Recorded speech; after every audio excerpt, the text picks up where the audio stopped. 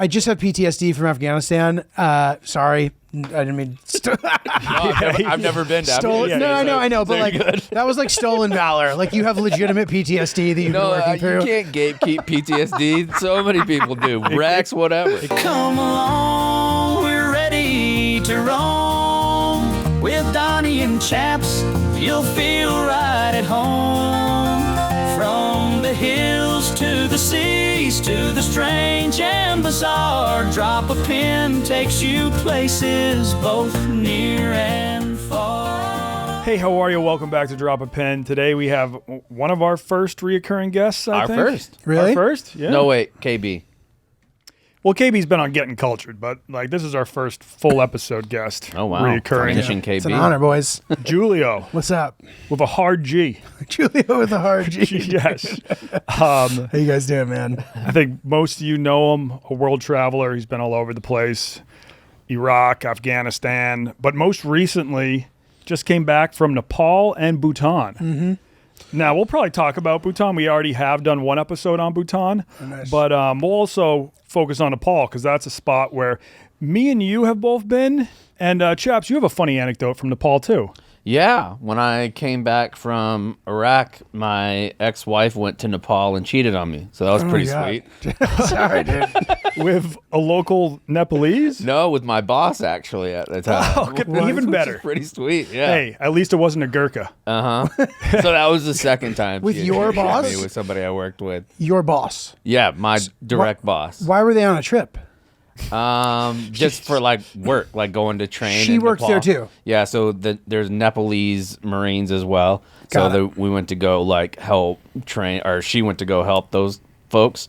And when she came back, I found out that she had cheated on me with my boss. And My boss's boss. It was my the boss. Gurkha. It was actually my boss's boss. Oh, okay. So well, like 2 steps above me. you can't really blame her then, because like True, we got to sleep. that's a your lot way of up to power the right there. Your top, boss's yeah. boss. But when he came back and he drove back to his place, I knocked on his door and his wife answered.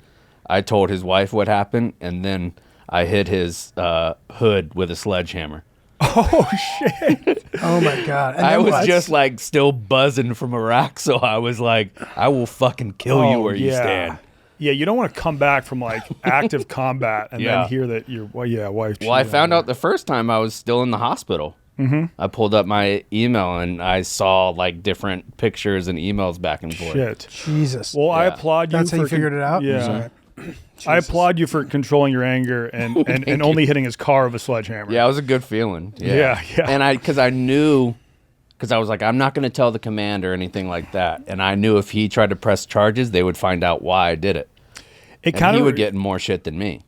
It kind That's of reminds amazing. me of Big Lebowski when John Goodman is that the actor? Yeah. But when he runs outside, he's like, "This is what happens when you fuck a stranger in the ass." He's just going to town on the car, but it's the wrong car. I wish that Carrie Underwood's that song had been out, or I would have been weeping in my house just listening to that on repeat. Yeah. But instead it was, what's that? Who sings that? It's too late to apologize. It's too late. It was One Direction. I don't know. I listened to that song so many times. No, not One Direction. Can't be. Okay, I don't have know no either. idea, I don't know but who's I singing know that. that song. Harry That Styles song. How Yeah. could you not know that song? True. This is what happens when you fuck your employee. You fuck your employee in the ass. And that about exhausts my Nepal personal stories. Yeah. It's tough, dude. It's tough. Now, I went to Nepal to do the Everest Base Camp trek. I got a lot of vlogs on that. But you went to the country for a very different reason, and we would love to hear about it. Dude, 100%. The final thought about the Chaps Yeah. thing before, just to put a button on it. I'm curious if they offer the same thing like in the Marines where you were injured, if you can go back, will the Marines pay for you to go to the site where your wife cheated on you? Oh. We should get that going, dude. I mean, you Get could closure. honestly argue that was more traumatic than a gunshot wound. This is the bed where Because it I happened? expected, like, you go to combat, you do stuff, like, that could happen. Your wife cheating on you. Rough. Yeah. Especially while you're in combat. Yeah. dude. Yeah. Jesus. Yeah. If it's like while you're back home and you're just like hitting the bar every day and like, not really paying any attention to her, then yeah, sometimes a wife's going to wander. But Yeah. but when you're literally defending our freedoms. Well, Yeah. But yeah, dude, but profound. Being shot Yeah. better than being cheated on, potentially. Put that Yeah. on a t-shirt. All right. So sorry to immediately deflect No, and continue talking about chaps. But yeah, dude, I went and honestly, Donnie helped me a lot because it was difficult to arrange what I was trying to do. I basically I've had this vision of like living at a Buddhist monastery with monks and being a monk, basically. I'm like seeing what that's like. You know what I mean? And it was hard to really imagine what it would be like because you guys have seen White Lotus, which by the way, I thought of this I shot it before that episode came out. So Okay, I don't want people to think I was copying White Lotus, but like in some version of the fantasy, you envision that, which is sort of like not what I wanted. I didn't want it to be a place where anybody could come and like learn from the guy. I wanted it to just be like how it is and me. Yeah, You know what I not mean? with like 10 other new age tourists Right. that are also trying to find themselves. Which I'm sure would have been a wonderful experience as well. But just like to have it be like super duper pure felt more exciting. And you know, when you film, you theoretically can like cut around the people you don't want in the shots, but I don't want to have to do that. You know what I mean? Anyway, so I was like trying to arrange a good place to do this. So what ends up happening is you say it, and then the person's like, what about this place? And then it's like in the middle of Kathmandu. And I'm like, okay, I envisioned like nature. So like maybe not. And they're like, all right, what about this place? And then I look that place up and it's a little outside of the city, but it's still like really well set up for guests and visitors. Yeah. And I'm like, not quite. So like I probably went back and forth like 10 times with a dozen people. And that doesn't make sense because a dozen people is more than 10 times. You know what I mean? Yeah. You know what I mean? And was trying to figure it out. And I finally, through Donnie's guy, found the perfect thing, which was a place that was super duper far away, super remote, middle of the Himalayas, where like they don't really ever get guests ever. But they have like a guest house. I noticed that flicker too. That was Yeah. crazy. So anyway, so I was like, fuck, great, perfect, let's do it. So yeah. And then basically went and executed that plan. Nice. Yeah. And yeah, when you say my guy, it was actually my friend Steve's guy who Shout out to used Steve. this dude as a tour guide when he was in Nepal for a week. And he put me in touch with him, but I ended up not needing a tour guide because I was kind of with Nims's group. Nims Yes, is that yes. guy who did like... Bro, I name dropped that to our guide and he was like, what?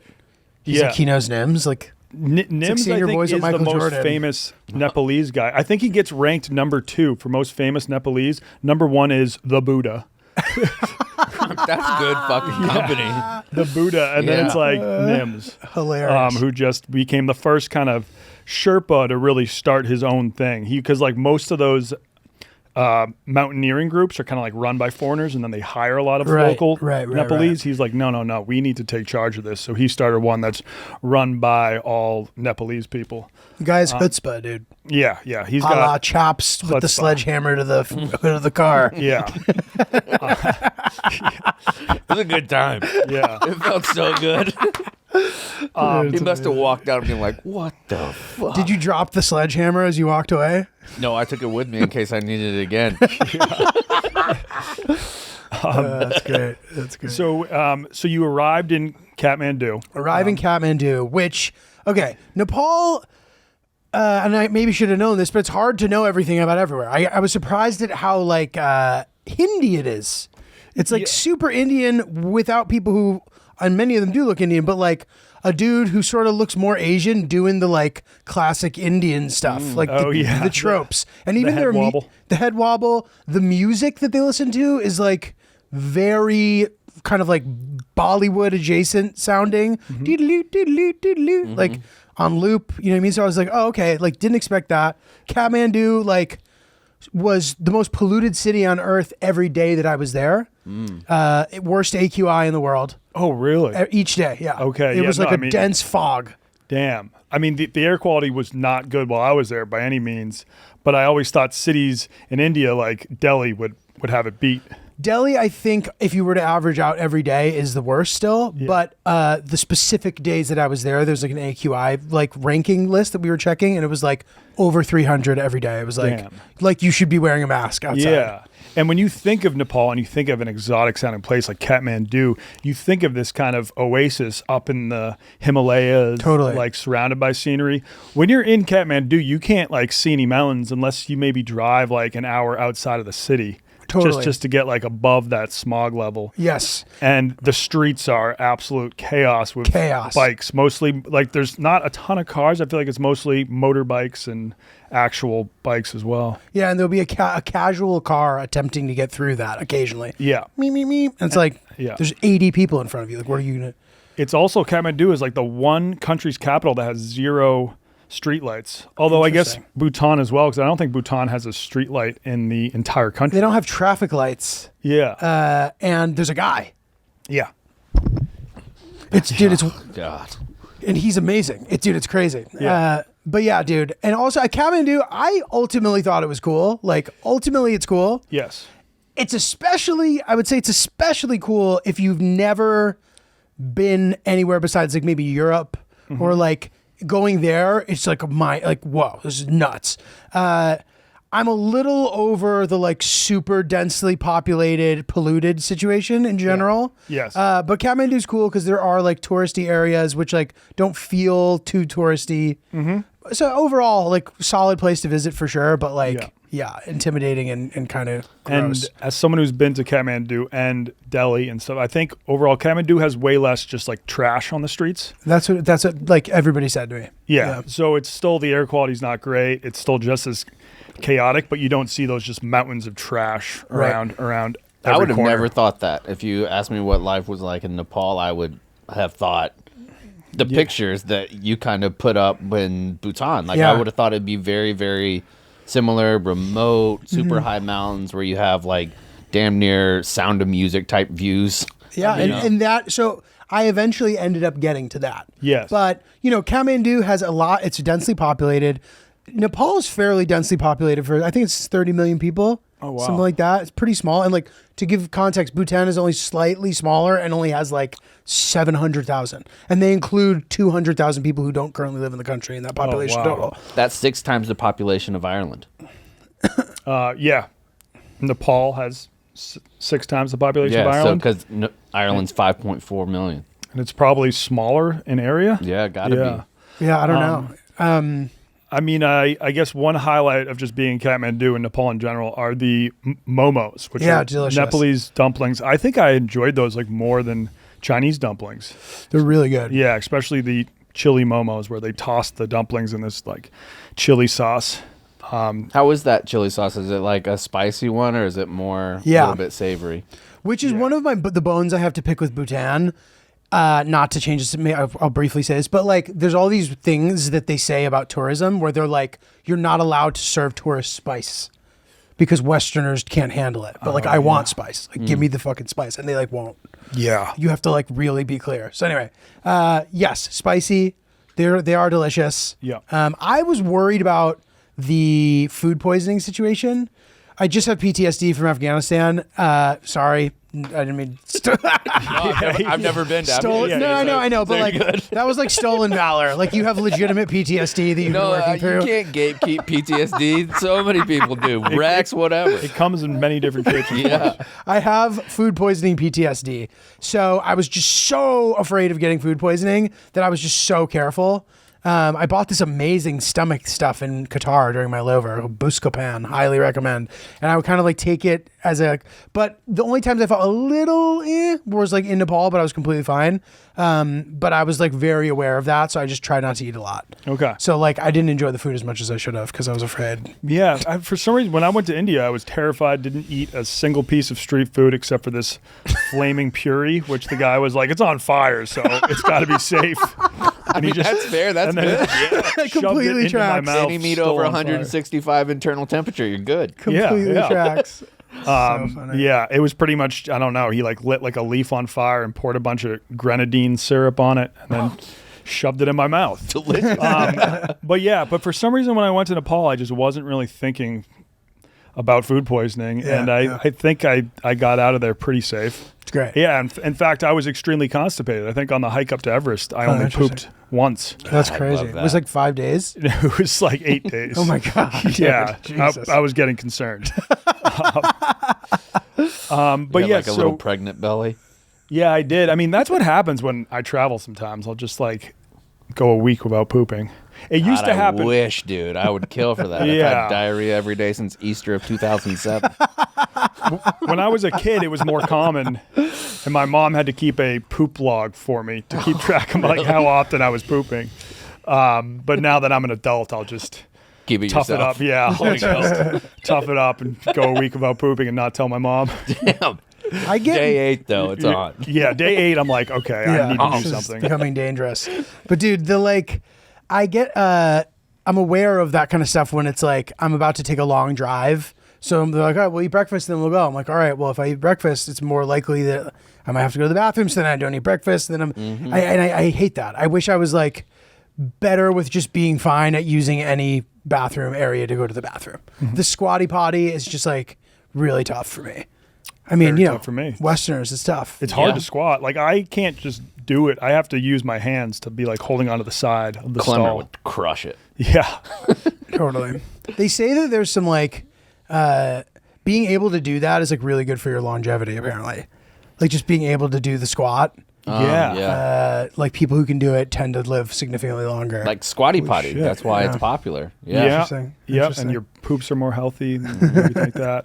Glad we got that out of the yeah. way. Yeah, it's good.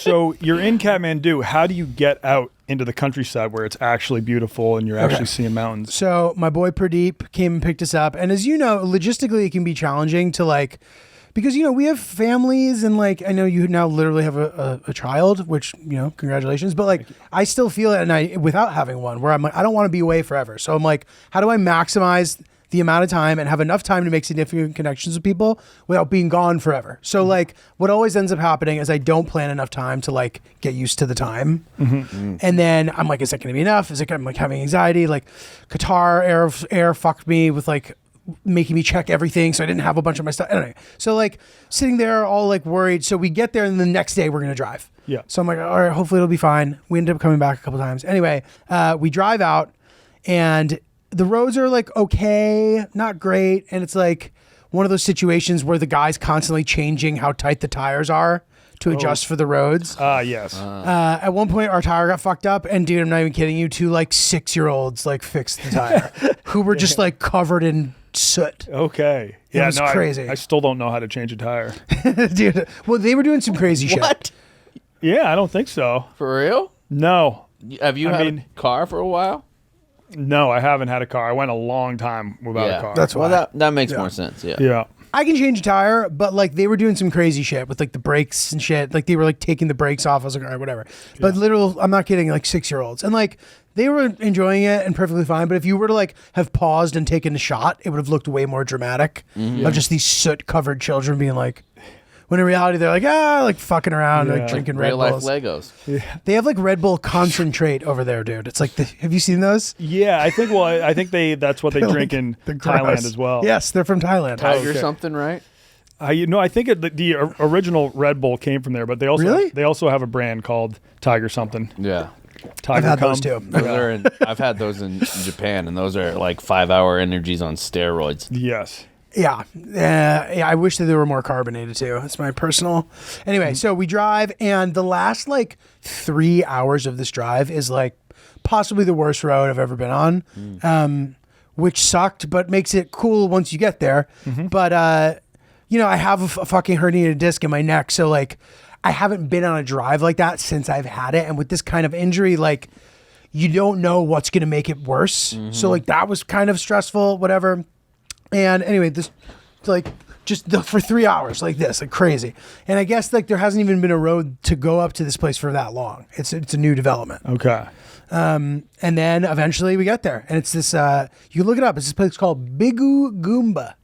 Bigu Goomba. We'll throw a photo of it in the pod. Bigu Goomba. And dude, yeah, it's probably at like, I don't know, 11,000 feet or something. Okay. Just like standard thing for Nepal, but like you're just in the middle of the mountains, in the middle of nowhere. and got there immediately. They like shaved my head. They're like, you don't have to do this if you don't want. I was like, no, I want to like go balls to the wall here. They're like, all right. So this lady shaved my head. Looks great. No, thank you, I didn't thank even you. notice you had done anything. Yeah. And then like got suited up in like the monk gear, and then every morning 5 a.m. boom, like gong, boom, and like as the sun's rising, you go in and like sit in on this like amazing prayer session for like hour and a half. Yep. Little kids serving you milk tea, and like they're fucking around. It's like cool. It's cool to see that like something can be pure but still be like normal. Like the kids were like fucking around, like whispering to each other during the prayers. Like their mom would be like, "Hey," you know what I mean? Basically like Catholic services. Yeah, like anything. You know what I mean? Like, and it was interesting too. Like I was like, "Are we gonna like meditate and shit?" They're like, "No, like only like high level people meditate. Like we don't fucking meditate. We just like pray and then just like do chores and shit." I gotta say that's disappointing. Yeah. Meditating is hard though. Like I thought when you showed up, they'd be like, all right, for 4 hours a day, you need to sit perfectly still. Dude, that's what I thought and too. Try to just clear your mind. And I'm like, I don't know if I'd be able to do that. But I tried to embrace some of these like principles while I was there in order to just like, because I've been curious about it, you know what I mean? Yeah. About some of these ideas, and it seems like a really interesting thing to incorporate into your life. These ideas of sort of like letting go of attachments and all that shit, and just kind of like being idle and being present and like being okay with that, you know, with whatever it is that's going on. Yeah. So I was like, all right. So it was interesting because once I was there, we were there for a few days. We didn't really do much. Sitting there, walking around, pondering, looking around, and it felt like an interesting way to actually use some of these things that I had read about without having to sit there and be taught it the whole time. Okay. You know what I mean? Which I thought was pretty rad, honestly. That is. It was cool. Were you able to ask the monks questions? Like, did you have a translator there, or could they speak a little bit of English? So it's interesting. Like, not really. Okay. Which is why the Bhutan trip was such a perfect supplement, because it was all that. Okay. So this was like less of like being like, so like, tell me about Buddhism, and they didn't really talk to us that much. Okay. Like a little, and they'd see us and they'd be like, oh, or whatever. But it wasn't like I didn't really have any sit down conversations besides with the lady who would like cook for us every day. Okay. So this was just about throwing yourself immediately into that environment. I guess. I mean, look, I would have. Adapt. Would I have liked to have more like conversations? Like maybe, but it was just too hard to figure out how to do that. You know what I mean? And they were a little bit kind of like, they're like, look, we don't normally let people do what you're doing. Like film in the monastery or dress like monks. Like we usually don't let people do that. You know, special because, you know, the guy was from the province and they knew like one of these kind of things. And I also think in a perfect world, they would love people to come visit. It's just a little tricky to get people. I guess the earthquake like destroyed it. And then when they rebuilt it, they're like, hey, like maybe we should build a guest house in hopes that we can get people to come visit and maybe make money that way. And I don't think they get visitors that often, but if you guys are interested and if this is sounding cool, worth doing. How was the vibe for Americans? I imagine they don't give a fuck. It was very much like, you know, when you hang around somebody who's just so comfortable in their own skin and you say something and they don't really react, and then you say something else because you think they reacted to what you said, and they don't say anything again, and then you say more, and before you know it, you're just saying a bunch of shit, and they're just like, that's the vibe of it. Okay. But it probably was great just observing the lifestyle. It was amazing. Yeah. Dude, breathtaking, like, views in every direction. All the food is grown there, and, you know, they're vegetarians, and I ate vegetarian, like, for that whole time, and I have basically remained one. Since. Really? Yeah. Nice. For no other reason than I was like, oh, like, I don't know. Like I like kind of stopped craving eating meat for a second. And then I was like, oh, like this feels kind of good. I'm just gonna rock with it for a bit. Nice. Yeah. And I'm not like going to be probably forever, but I've been enjoying that. It's an interesting takeaway from it. Yeah. Yeah. I'd be open to trying that, or at least I'd be open to eating less meat, because apparently when it comes to meat portions, the USA is like out of control. Like number one by far. We probably eat more meat. Yeah, you're not getting a 28-ounce porter in most places. Right. No. Right. Like even in China, they'll serve you meat, but it's usually like the smallest portion of the meal. But yeah, so health-wise, like you started to feel a little bit guess better? like I felt great leaving, because I mean, look, traveling in general gives you a nice opportunity to sort of like take a step back from your life, have a little brain space to just kind of be like, all right, whatever, you know. This was like an extreme version of that.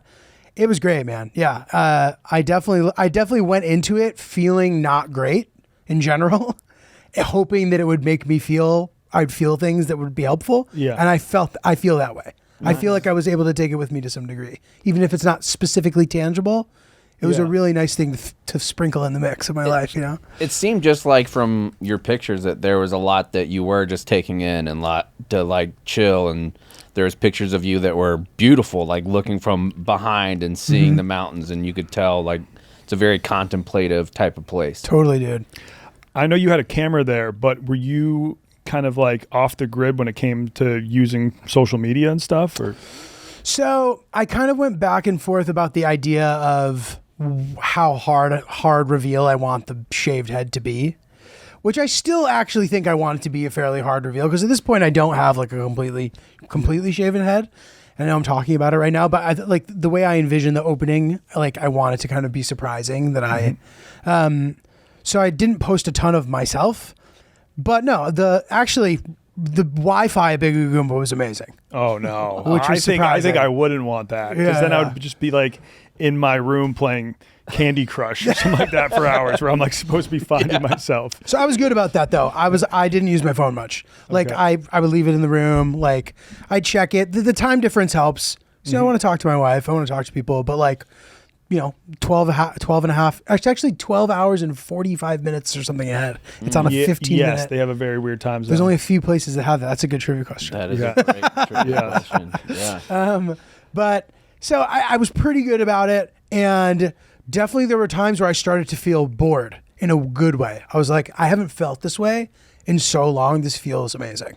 Feeling bored. I was like, great, I'm bored. I'm just going to sit here and I'm going to look in that direction. And that's all I'm going to do. I could use that. Honestly, that's my idea of an ideal vacation. Yeah. Like places where, I mean, every now and then I like to go places and walk around and things like that. But sitting and being relaxed when you come back from vacation is great. You don't have the ability to do that, I don't think. I don't know. I mean, even when I'm just like watching a movie, I'm also like, I'll be on my phone, maybe like reading an article about that movie, or like on social media, I might be like tweeting about the movie, and it's like, dude, I just need to do one thing. Yeah. And so that's like very hard for me. But like when I can do it, I'm like, oh, this is so much more enjoyable than trying to do three or four things at the same time. Having a baby will help with that. Yeah, you're right. That's the one thing that can calm me down a bit when I'm just like hanging out with my kid. I'll be like, all right, like I should not be like keep on checking social media while I'm trying to have some quality time with my newborn. It's an interesting thing, because like my friends with children, I immediately lower my expectations with how quickly they're going to reply. And I do think about that. I'm like, that must be really like healthy for them. Yeah. I mean, I've like healthy social media. I deleted Twitter from my phone. Wow. Like, because I just found myself constantly doing it, and I like to read, and I would just substitute reading for Twitter and scrolling. Yeah. So, like, especially on the weekends, I delete it as soon as I leave. Wow. Work. I need to do a 1 week social media cleanse, which working at Barstool, it's kind of tough. And also you being a traveling comedian, like you there's always something you need to promote, you know, Totally. To make a living. But like, I'm sure if I talk to Goldfinger and I'm like, dude, I'm not using any form of social media this week. If I have something super important that I need to tweet out, I'm just going to tell it to you and you can go on my page. Yeah, I pop on my computer and we'll do some retweets like throughout the weekend, but that's it. Not like sitting scrolling. Yeah. Okay. Yeah, I think I'm kind of I'm out kind of on like the short form posting schedule thing a bit. Okay. You know, not to get too like deep dive social media here, but like it's so hard to like gain anything from it with the way it's like you can post a bunch of stuff and you get a bunch of stuff and then you don't like build necessarily. And then like 3 weeks later you have less. I'm like, I don't want to be spending all my time on a thing that I don't get rewarded for time necessarily. Yeah. Or in a non-linear way. It's just too confusing and it's too stressful. I know I sound like an unk right now, but I'm like, I want to build something that like people see and want to see, and like maybe just like a little bit less. And I know that goes against everything that everybody's saying, but hopefully I'll be the only one doing it that way, and then maybe it'll pay off. We'll see. Yeah. No, I mean, I think it does. Like there is elements like if you're not overexposed where people want to, like when you come into the office, like you're not here every day. So when you come in, people are like, fuck yeah, Giulio's here. Yeah. You know? It's nice. I appreciate it. You start working here, people are going to be like, oh, fucking Here Giulio. he comes. A fucking trivia question right in my face. Fucking Giulio, dude. I don't know what country has the most ducks. I don't know. That's hilarious, dude. Well, dude, the other cool thing about the food, I think I mentioned this before, but like they grow it all there and there's not that much stuff. So like, and it's pretty rustic also. So like you kind of think, at first, but dude, the kitchen, the lady who like ran the kitchen, it was immaculate.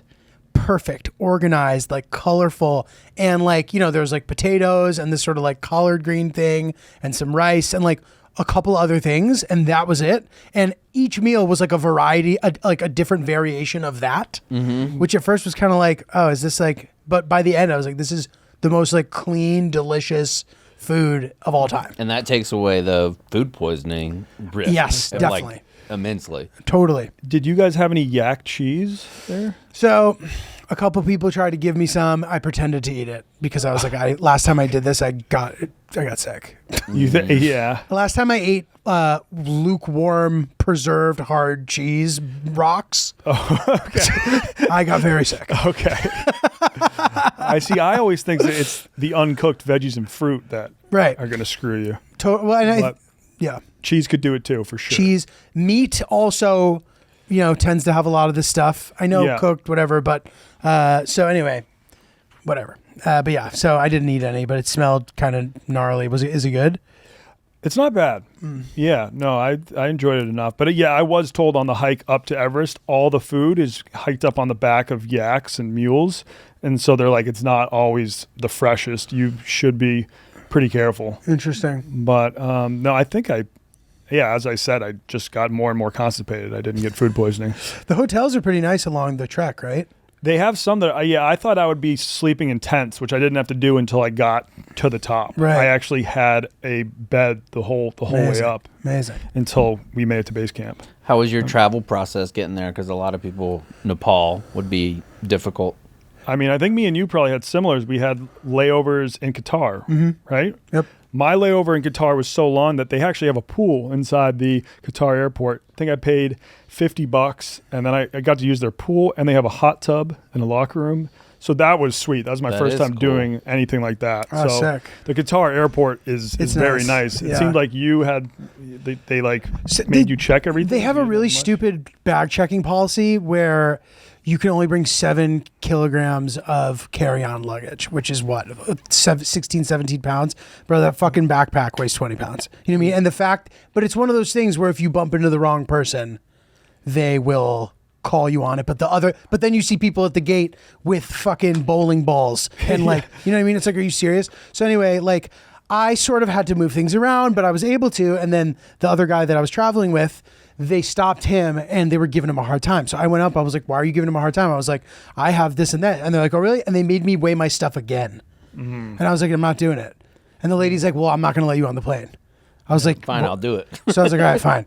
I put it in, and then in like this sort of like jumbled rush, like I end up just like checking everything basically, and like no AirPods for a fucking 15-hour flight, 12 and a half, I guess, on the way there, but still, bro, rough.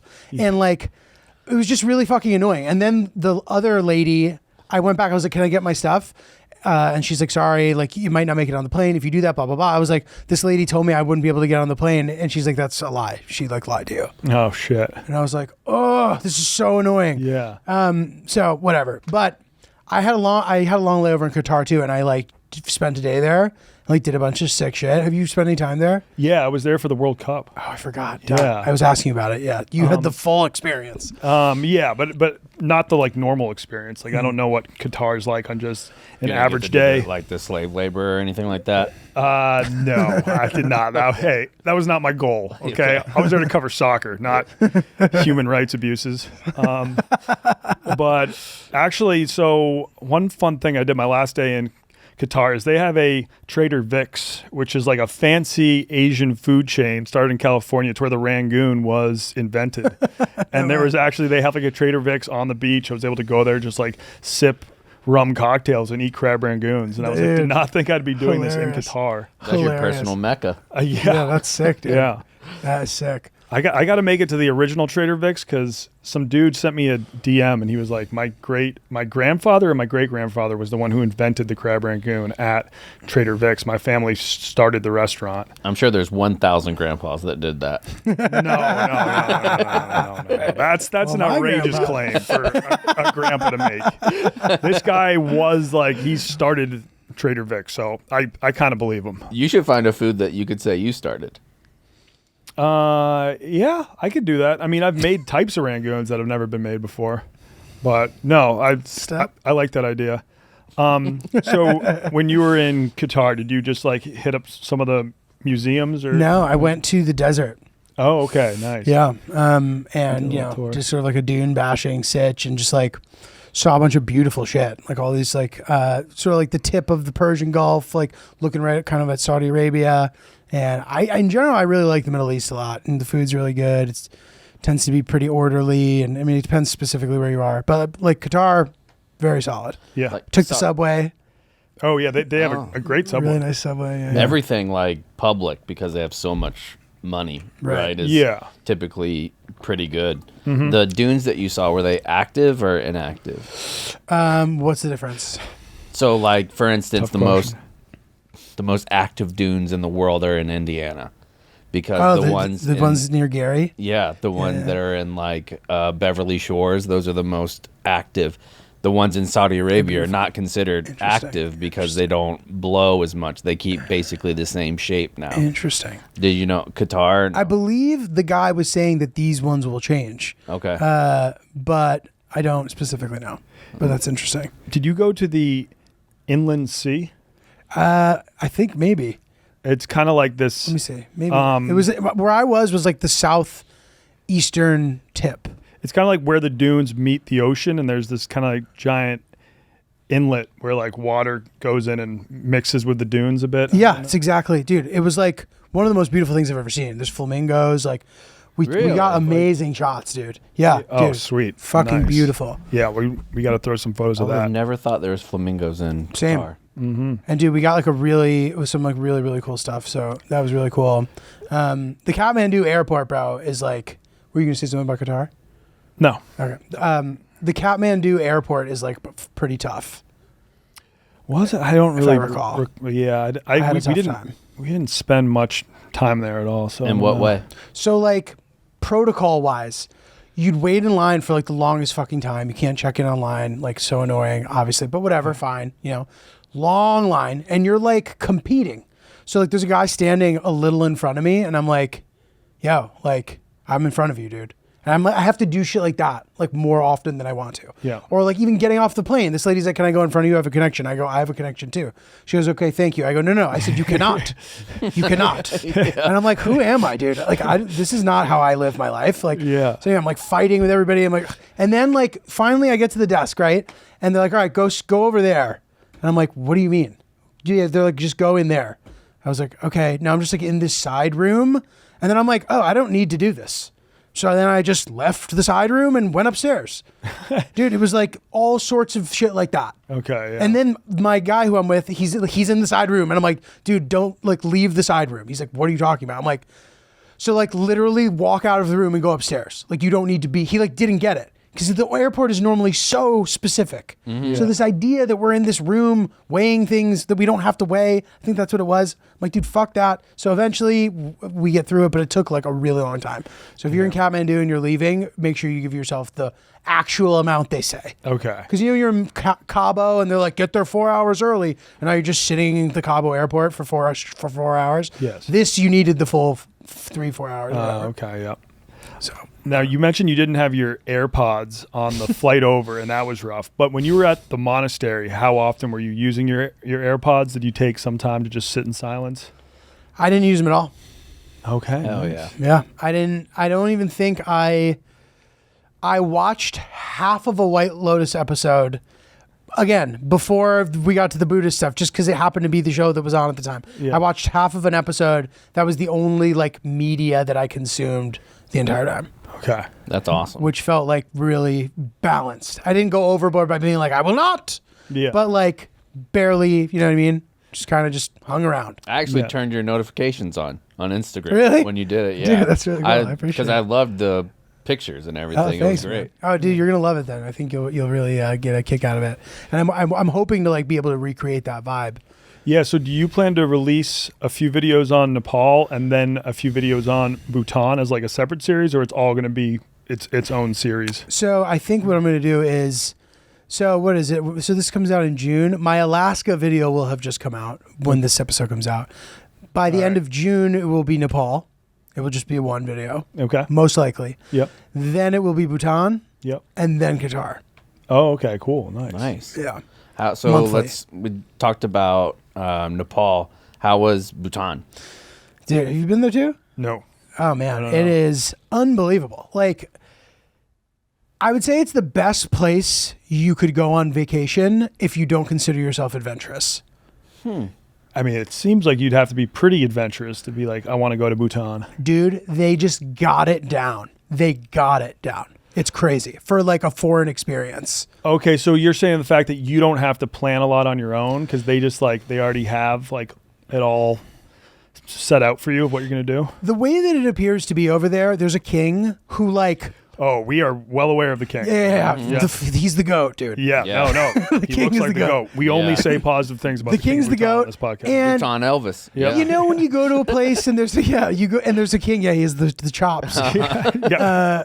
Careful now. You know, and true. yeah, and you start We don't being want that like, smoke. okay, like, do they really like this guy? You start thinking that when you're in a place where there's a guy who has a lot of power. And you're not "Do they allowed to say really?" anything negative. Yeah. There is no indication that that's the case here. yeah. To me, this is like this guy. They want him to have more power. Yeah. He chose to be like, hey guys, we should give some of the power to a normal. They're like, no, we don't want that. Yep. There's a whole movie about it. It's called Monk and a Gun, and it makes fun of when Bhutan became a democracy. It's still kind of like a constitutional monarchy. Yeah. But like everybody's like, why are we doing this? Like we like the king. Our king's the man. We like the king. Isn't he a dentist? Was that? No, That you might be is- thinking of Assad, who was Well, That's who was- Turkmenistan. He's an ophthalmologist. Turkmenistan is the dentist. Okay. Okay. Assad's the ophthalmologist. Yeah, but fucking- the king of Bhutan, very handsome guy. His wife also very attractive, and I Pictures think of he went to everywhere. Wheaton College. Really? Unless that was just like a lie that KB made up. But no, I think he went to. No, it was a No. smaller school than Hilarious Wheaton. lie if that was a No, lie. no, he definitely. What school did King of I thought it was a smaller school. Bhutan go to? So the way it works, you have to pay $100 a day to be in the country, which is a lot as a baseline, $100. So Yeah. it just adds 15. What you got the Wheaton update? Confirmed. He went to Phillips Academy in Andover, Massachusetts, and then Cushing Academy in Ashburnham, Massachusetts for high school, and then he went to Wheaton College in Massachusetts for college. Crazy. So he's a mass guy. He's Nice got to guy. be a Barstool fan. Hilarious. Has to be. I mean, we have There's to see. no doubt about that he knows what Barstool is. That would No be doubt. amazing. It depends what years. It depends what. Oh, no, He's his reign youngish. began in 2006, which means he was probably Like, No, dude, definitely. Because I became a Barstool fan in like 2006. He was born in 2007. 1980. When were you born? 1982. So that I so don't he would know have been about that. 26 when he became. Come on, Don. Like, give it. We'll He's we'll a have to ask Barstool him. fan. But He- yeah, Bhutan's his stoolie. yeah. Yeah. The reason we were saying just like when we did an episode on Bhutan long before we knew you were actually going to go there. Oh, yeah. So like, and that, one of us said the king looked like an Elvis impersonator, and we actually had some Bhutanese people in the comments not happy that we would say that. So we just want to say we only meant it to be complimentary. It seems like you guys have a very cool king. Can we disavow the Elvis thing? No, I'm not going to date. I mean, that's just a fact. Yeah.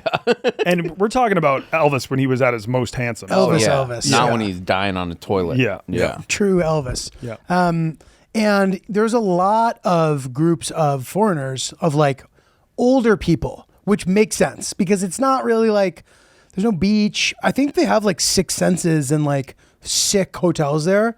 We didn't stay at them, Yeah. but the experience hospitality wise, top to bottom, is like unmatched. Even though you can't just like go freely, like roam around like you could, no one say anything, but it's just like not how it works. And you pay this high amount to be there. Because of that, there's less people there. And all of their rules are amazing. So like the Tiger's Nest, which is this famous monastery, you have to hike way up. We've seen photos. It's yeah, sick. Beautiful. Inside, there's like an Indiana Jones thing where like you climb a ladder and you go down. There's a flame in a cave, and no one's allowed to bring phones in, and they pat you down. I love it. So there are these like a really annoying stereotypical Chinese tourist who's taken 1,000 selfies trying to smuggle phones in and getting caught. Dude, it was amazing. I was like, this is the most incredible retribution story. It's like Death Wish. Yeah. I actually think it's pretty cool when you go places and you can't record. It was amazing. Like, because then you're like totally in it. You're not worried about the shot. You're not worried about anything. Obviously, for like y'all's purposes, that's not great. But respect it. And then, for us, like, we're problem solvers. So like, if we can't, we're like, okay, but like, then how? Because and it made me appreciate the Nepal experience, like I was saying, because almost all of the Bhutan monasteries are like directly under government control, and there's absolutely no filming allowed unless you somehow get their PR team to agree it. Their PR team's some guy fucking Mark Lieberman in New York. I got declined by Mark Lieberman. I'm like, are you fucking serious? He's like, sorry, we cannot grant. I'm like, dude, fuck off. Like, I know that, but that's a great client to have. The country of Bhutan. The country of Bhutan. Yeah. But yeah, like old people, because it's like super rich culturally, and there's all these rules for the hospitality industry. For example, you're not allowed to serve people the same thing twice while they're staying at a place. There is no fishing, hunting, trapping allowed in the entire country. You can't hike the tallest peaks. During COVID, apparently the king was worried about the stray dogs because everybody had to quarantine. So he had the army go feed the stray dogs.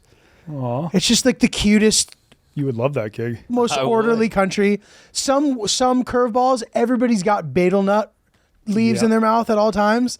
And this one dude was like, yeah. I was like, what's it like? He's like, it just kind of like peps you up. He's like, but after the first couple times, you don't feel it anymore. It's just so addictive. He's like, definitely don't try it. I was like, You great. tried it, right? I tried it. Yeah, I tried to get addicted. Did you get the red teeth? I pretty much did as much as I could over the course of 2 days, because at first I did it and I was like, I don't feel shit, and I just kept on doing it, and I was like, I'm feeling something. Like, I don't feel great, but I'm definitely feeling something. You think there's places to get that in Chicago? You know what? Definitely. Yeah. I wouldn't be shocked. In the diaspora populations, they have them. They always have them. Yeah. Or in like the areas. Like I've seen it in New York too. Okay. And dude, you can get a whole pack of the leaves for like 50 cents over there. It's like, obviously, but there's that. And then, okay, so this is funny because it was very difficult to arrange the monastery situation there. But eventually end up, after weeks of going back and forth, we call in a favor of the family of the person who helped us put us together. And there's this like OG monastery where it's a lineage instead of like the reincarnation or appointment. It's like this guy's like the sixth one. And it was hilarious, like nepotism situation, big time. This guy, like totally, like he would get on and be like he had this like, which is almost like a cartoon, Like a guttural sound. big time. But like you could tell this guy's also kind of like, it was funny because part of it's like, oh, this guy's like clearly a businessman. Like he kind of has like nice cars and like, just like a solid holy man. Okay. But like the people from the town, like literally are like feel like they're gonna die and will go to him and he like heals them. I like watched it. Oh wow. This woman was like really sick. He just started like pouring water on her head, like doing all this cool shit, and she was like, great. And then he sat me down and I'm like, all right, what's this guy's deal? And he's like, no, like doing all this stuff and just basically nailing things about my life super specifically. He's Wow. like, you ever herniated a disc? What? Well, you were probably just walking around fuck? like. No, he's like, you ever herniated a disc in your neck? He's like, it's from bad vibes, dude. He's like, it's not. He's like, it's because your friends don't want you to see you do well. Oh my god. You need new friends. I was like, what the fuck? And I was like, Francis, you son of a bitch. Yeah. No, but those kind of things, like that kind of thing, you can always pinpoint a friend who's like, oh, that guy doesn't want me to do better than him. It's obviously not like that one wasn't as specific, but there was other things that were really specific. He's like, so and so big change happened in your life in May of this year, and I'm like, blown away. A couple of the other people were maybe a little skeptical about it, but I'm like, I fully am on board with this guy. And he's like, you like drinking too much. And he goes, a little drinking, very good. A lot of drinking, True. bro. Then he busts out rice wine and we get hammered.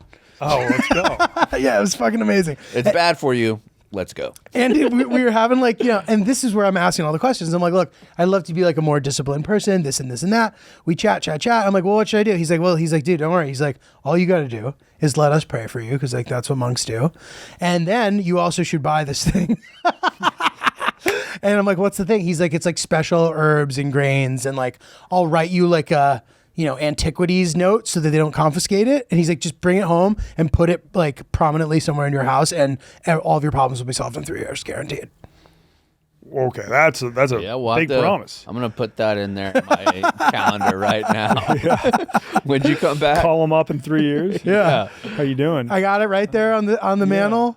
So you mentioned that it's a pricey country to travel to. Yeah. How much do they charge you per day? $100 a person per day. Oh, to be okay. there. I thought it was like $250 or something. That's a lot still. Or 200. Yeah. $100 just to be there. No, Yeah. $100. But did that $100 come with like all of your meals and a place to stay? No, that's nothing. Just the visa Just fee to be okay per day. All right. I thought. How long were you there? Must have been 5 days, and it was expensive. But like, dude, just you never have to worry. The roads are perfectly paved. Our driver drove slow. It was wonderful. Slow, both hands on the wheel. It's a cute little guy. It was the most relaxing. Every hotel's the nicest thing in the world. People are so polite to the point where it almost makes you uncomfortable. You give somebody a tip, they accept it with both hands. I'm like, you don't need to do that, dude. Just here.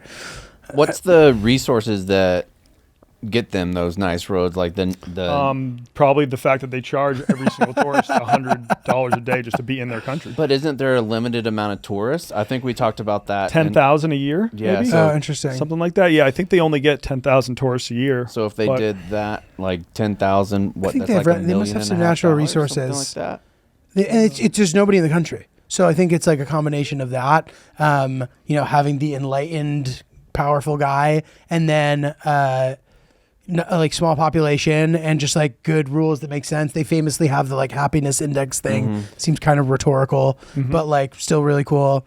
And yeah, dude, it is just like a dialed in. So like you have nothing to worry about on that trip.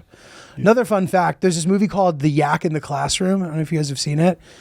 Lunana, The Yak in the Classroom. Okay. So it's about this remote part of, and it is like completely accurate, because it seemed to me like it was romanticized, but they're like, this is exactly how it is. Teachers get assigned to different regions, and the ones who get assigned to Lunana, they have to trek there like 6 days. And then it's like super rustic. They have to bring all their own food. And it's like the classic tale of like the city guy who doesn't want to be there and then like loves it and doesn't want to leave. And apparently like fully like that, like one of the most remote places on earth. But now apparently there's this caterpillar there that's like very, very, very valuable for some reason. So the king allowed them to like harvest it and like make money off it. So now everybody who lives there is rich. Oh, shit. In this tiny remote village. I wonder, I know there's a type of caterpillar that the Chinese eat as a natural Viagra because they think it gives you a boner. I wonder if that's maybe a caterpillar. It might be some like China thing. Yeah. But I thought that was super cool. Our guide was super funny too. Like these guides, they just tend to have great personalities, dude. He was talking about how he always thought that Buddha was the reason that like the river had different patterns, but then he realized that it was because of erosion once he took science class. Oh, all right, nice. That's cute. So anyway, dude, it's called the ghost moth caterpillar. Interesting. Oh my God, it gets infected by cordyceps, which is the fungus in The Last of Us. Yeah, Last of Us. And then it takes over the caterpillar. It grows out of the caterpillar. And then that is highly valued for its medicinal properties and economic value in the region, particularly for its use in traditional Chinese medicine. There you go. Which I think the Chinese are just looking for boners, but I can't see what it's actually hard used for. dicks. Let's go. Dude, you can make a lot of money off of hard dicks. Yeah. Yep. It's called the Himalayan Viagra. Very cool. Okay, sweet. Cool. Wow. So now that village in Bhutan is just rich off Himalayan Viagra. Wow. So dude. Heartwarming story. Dude, totally. And one thing I like kind of was interesting for me about this trip is like, I didn't know a lot of this shit. I was like super hyper focused on trying to like execute these specific things I felt like doing. And then just like learned so much, saw so much. And it just like is an always constant reminder that like there's always something interesting to cover anywhere. Even a place, and people tend to be like, oh, well, you like everywhere. And I'm like, I really actually do, dude. Like I always find that there's people who do something really well in a place that people don't do well elsewhere or something. You know what I mean? That was confusing. So anyway. That being said, what's next for you? I'm going to Africa this summer. I'm planning to. I'm going to Tanzania. Yeah. Have you been to Tanzania? No, I haven't. Yeah. I'm going to Tanzania. I'm going back to Rwanda.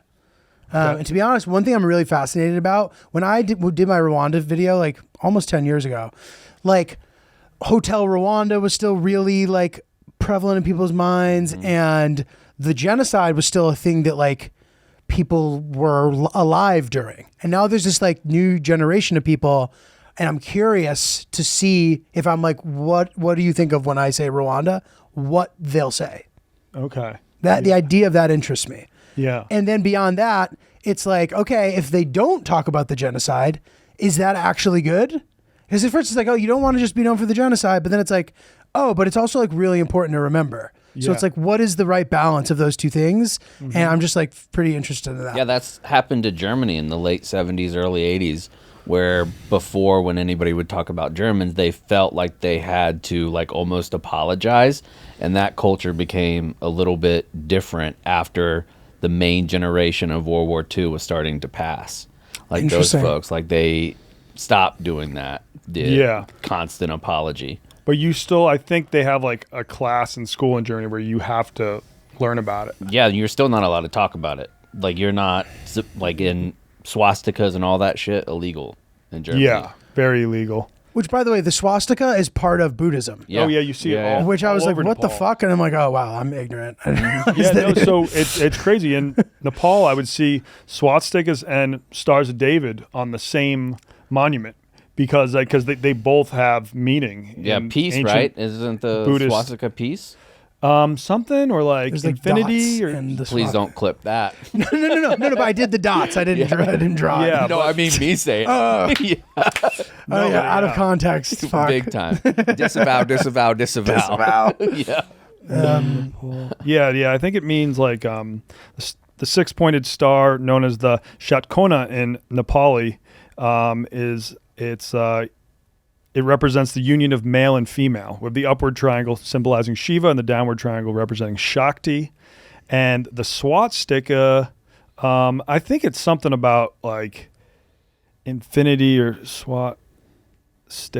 I thought it was peace. I thought it was like the exact opposite of what it was. It represents Sounds right. good luck, prosperity, and divinity. I think so. Dude, another interesting Rwanda thing real quick that I thought was like really, really interesting. Didn't need to say that twice in a row, but every person was really adamant that you go to the Genocide Museum, which is like a good initiative, right? But it was like, picture this, to give you guys an example. Imagine you're hanging out with Lil Sass all night and you're fucking around and he's like, dude, he's just like saying funny shit, like being self-deprecating, and then at the end of the conversation he's like, you have to go to the Genocide Museum before you leave. Like, imagine how unusual that would be. Yeah. Like, maybe Lil Sass isn't the right example. I'm trying to think of like sarcastic, you got the funny point guy. across. You know what I mean? Okay, Yeah. I wasn't sure if like that made sense. Yeah. But like that phenomenon was crazy. I'm hanging with these comics. They're talking shit. They're making fun of each other. They're being racist to each other. And then they're like, you need to go to the... I was like, what? But that would make you, I need to go here. And I went, and it was crazy. It was like, obviously powerful, whatever, you know what I mean? But definitely thought that was interesting. and cool. Yeah. No, I think it's good that they have something like that. Like in Gotta Japan, remember. I think the way they've gone about it is just to completely ignore any like wrongdoing they had in World War II, where I'm sure they feel great shame about it, but there's not like a museum in Tokyo where it's like, oh, learn about the fucked up shit that we did during World War II. Opposite though, Hiroshima. Yeah. I'm sure they have a museum there. For sure they do. Yeah. Yeah. Because then they can be look at all the fucked up shit the Americans did. Right. Yeah. Well, yeah, but there's like controversy about that. Like I remember Abe would like visit the the graves of the soldiers, and that was like controversial because the Japanese were just like so hyper aggressive during that time that like the idea of honoring the soldiers from that time or something like upset all the neighbors or something. I don't know, but it's an interesting the way that the Japanese are like so well oiled in so many ways, but then like randomly you can't talk about rape. You can't, you know what I mean? There's also random shortcomings. I've never been there, but one of the most fucked up stories I've ever heard was from a Marine that was in the island campaigns over there. Like the way that they observed some Japanese soldiers treating like South Koreans. Horrific. The pleasure woman, imagine. right? Is that what they were called? Or no, something? not that. But this guy, his name was Stanley Rubin. When we interviewed him, he was like 95 years old and had done like the whole Pacific Island campaign. And they said that they had just left Iwo Jima, which was absolutely horrific. And whenever they were on the boats, they went by, and he said that there's high cliffs, and they had done all this propaganda that Americans come and rape all the women and things like that. They marched the South Koreans off the cliff into the water to kill them. Jesus Christ. Yeah, he said that they saw Iwo Jima, and then it was like women and children and all kinds of shit. Yeah, awful. Brutal. Well, we know you need to get going. We love talk. Yeah. We typically try to end on genocide. Let's try to end on a high note. One question. Thanks for that, Chaps. The vibe ants, dude. Right, my brain is firing. Right. All right, I'm gonna try to save the vibes. Hoons in Bhutan. I learned that like tourists are only allowed to smoke maybe 20 hoons per day, or you can only bring 20 cigarettes into the country per day. I was like, how many do you need in a day? Because it used to be tobacco, I think, used to be completely banned there, and then over COVID they legalized it in Bhutan because they didn't want all these people like smuggling cigs over the border and then also bringing COVID into the country. Interesting. Did you notice a lot of people smoking tobacco there? No, but I didn't notice it. And while I'm a guy who, likes ripping heaters on trips, and I used to smoke, but now bad for the disc. So I wasn't even searching them out. So I don't know. But I did not notice people smoking. All right. Do you notice people casually drinking beers and stuff? So people eat meat there, even though it's like a very highly concentrated Buddhist population. But I guess like the meat culture precedes Buddhism. So they're like, meat's just like really important in our I think culture. also they're not allowed to butcher the animals in the country, but they can import meat from surrounding countries. Crazy. Yeah. Did not know that. Yeah. But people were drinking. Like there was Ara was like this like rice wine situation. Nice. And every time they'd serve me some, they'd be like, it's not like the llama. Like the llamas was the strongest one. They're like, llama more, this is good. Oh, okay. I was like, okay. Nice. Did you have the fermented yak milk? I know we talked about I did not. Pod too. I think I'm out on lukewarm dairy products potentially for the rest of my life. Yeah.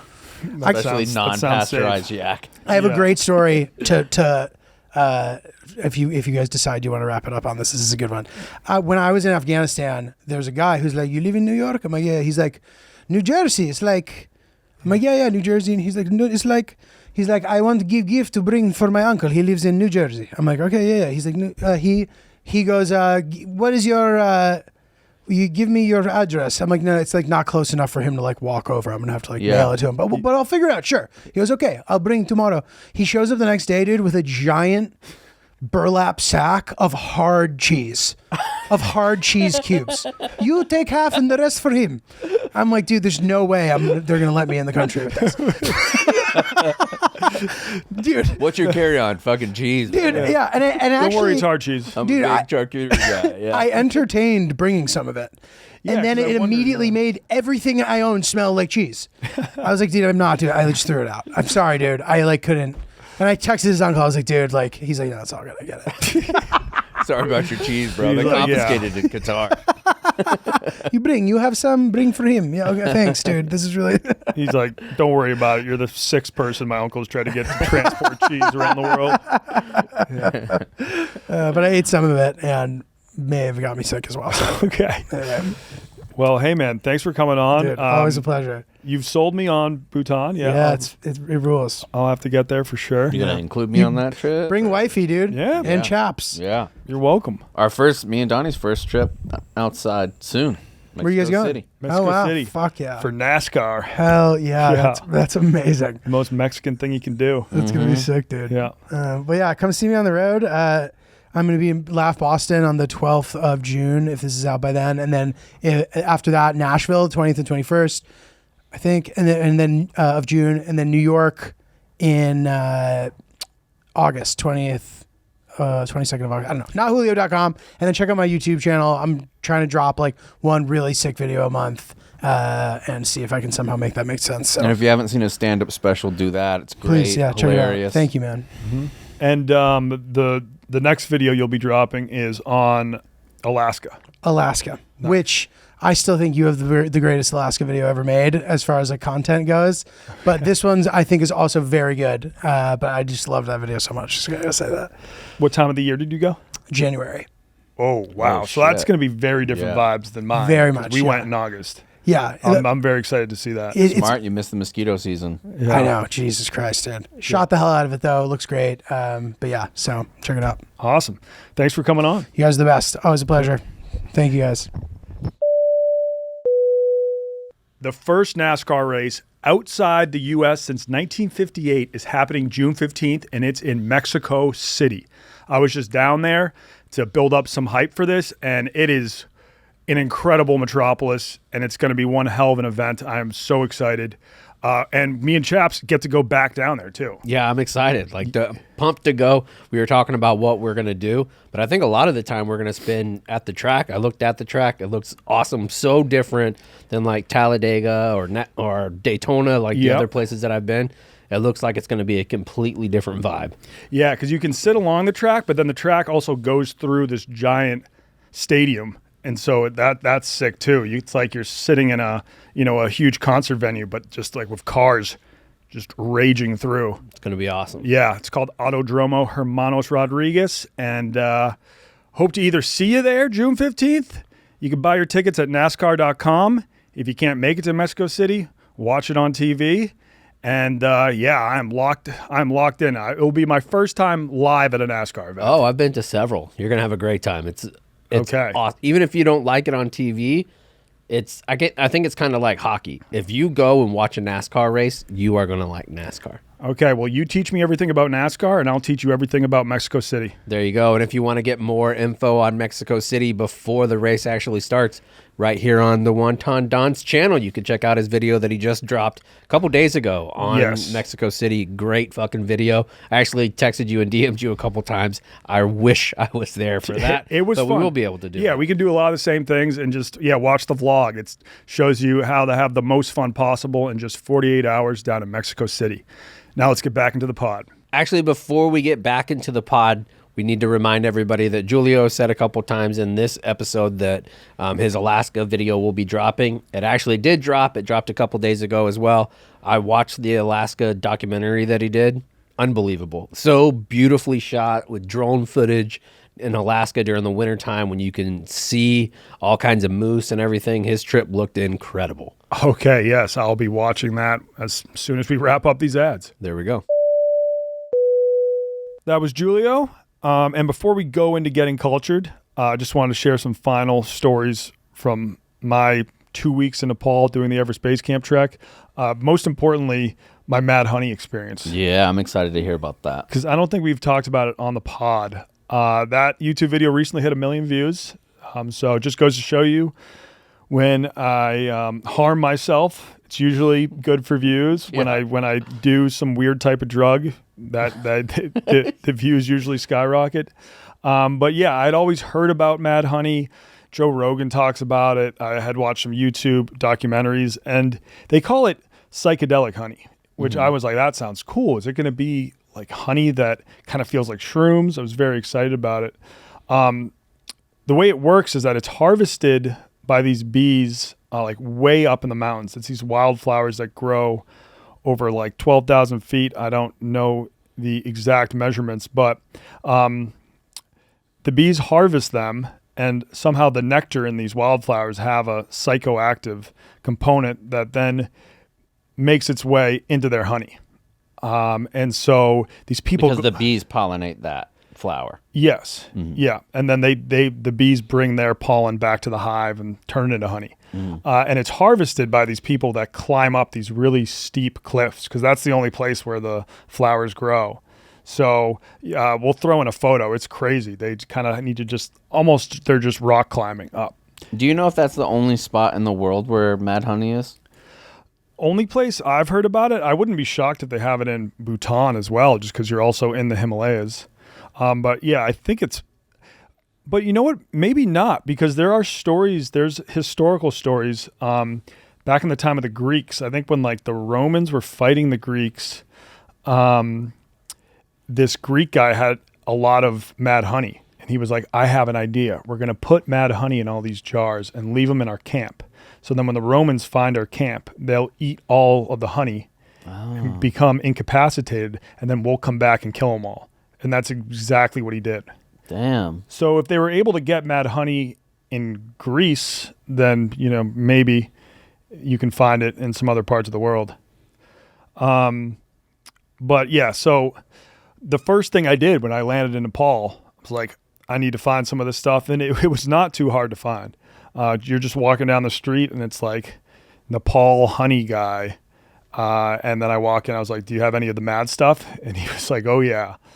He sold me a jar and he was like, whatever you do, don't take more than 2 teaspoons at a time. The maximum limit for this honey is 1 teaspoon. So we went in and we set up a camera. And it turns out I was doing tablespoons, I think. I don't really know. I didn't have like a measuring spoon. I just found the only spoon I could find. Going off vibes. Yeah. And I took 2 teaspoons. Well, I took 2 spoonfuls. And they were a tablespoon at least. And then waited for maybe like an hour and a half. And I wasn't really feeling anything. And I was like, oh, God damn it. I thought this vlog was going to be good, but I don't really have much to show for it. Maybe felt like a slight tingling sensation that was kind of sweeping up and down my body. Not feeling anything pronounced, but I'm definitely feeling just slightly more relaxed. Yeah. And so I went back for more. We got a meal and I put probably another 2 tablespoons just on my food. The food tasted great. Yeah. I mean, it tastes like normal honey. And like that's immediately when it hit. And were you like, fuck me? I didn't know I was fucked right away. First, I was like, this is kind of cool. Not psychedelic at all. It was just a body high. I feel like my body just hit a menthol cigarette. It was like taking a shower in icy hot. So you've got those like cool, like hot and cold waves rushing down your body. And I was like, this is kind of sweet. But then it kept on getting like more and more intense to the point it was like hard to stand. And I was getting a little dizzy and I was like, I got to get up to my room. I don't even think I got to my door. I think I was able to get in the door and then immediately just had to lie down on the bed.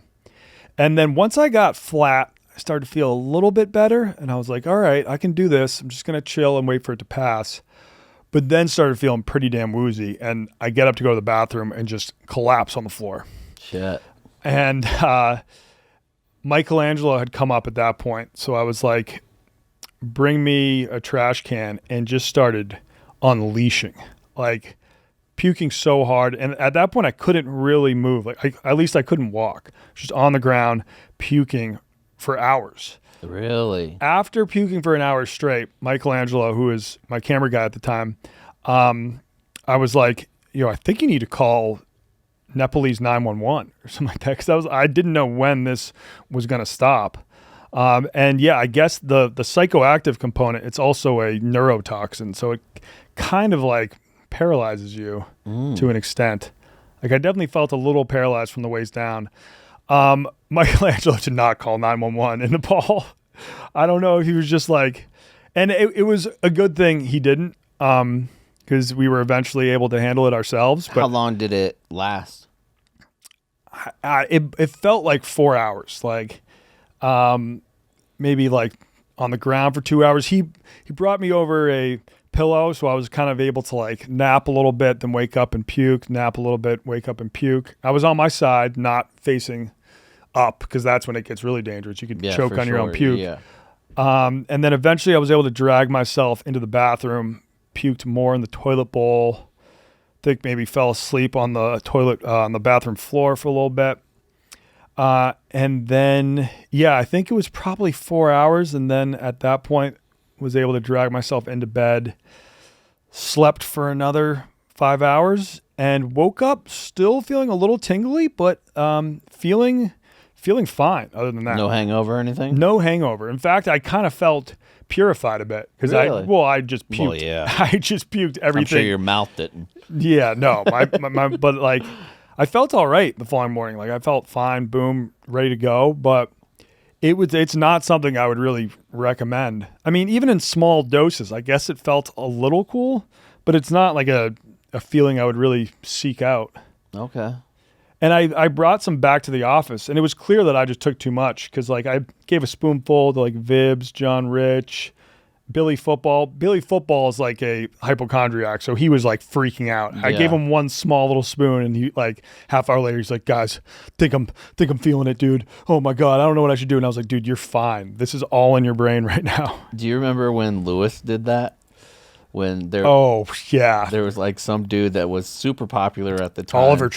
Oliver Tree, yeah. Yeah. And he came in and gave Lewis I think it was a gummy. Yeah. And he was like, I'm so fucked up. And he was like, it's just a regular gummy bear after he left. I know, but he like let Lewis kind of like freak out for maybe like an hour or two. And then he was like, dude, there was no weed in that. Yeah. Yeah. That's what I was thinking when Giulio was talking about the guy healing. Like that there's sometimes some psychosomatic like placebo effect that goes on there. Yeah, but no, then I mean, he had the story about knowing some shit about the herniated disc and that. Yeah, your brain is super powerful. So For sure. If you fully buy into something, it can help. Mm-hmm. I think also, like, say if you have cancer and you're getting treatment for it and you have a very negative outlook, you're like, I'm screwed, I'm going to die, this is never going to go away. Or if you go into it being like, just very positive, being like, I think I'm gonna survive. I think like I'm eventually going to recover. They've done some studies that like a positive outlook can improve your chances. Oh, definitely. Yeah. Yeah, which is great. I looked it up. There's several different countries that have mad honey. Nepal being the most prominent, obviously.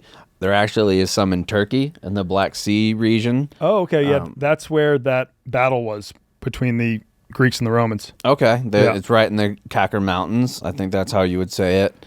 There's also in Bhutan, so you were right about that. India, certain parts of northern India, particularly in the Himalayan foothills, and then China. So it seems like just really crazy, like mountainous regions. Yeah. It seems like. And then I was a little upset. I still had like half a jar of the honey that I had transported from like Nepal, but there was like a layer of honey on the outside. So I wrapped it in a CVS bag and left it on my desk in the New York office. And the cleaning lady, I just think assumed it was trash and threw it out. That sucks. Yeah.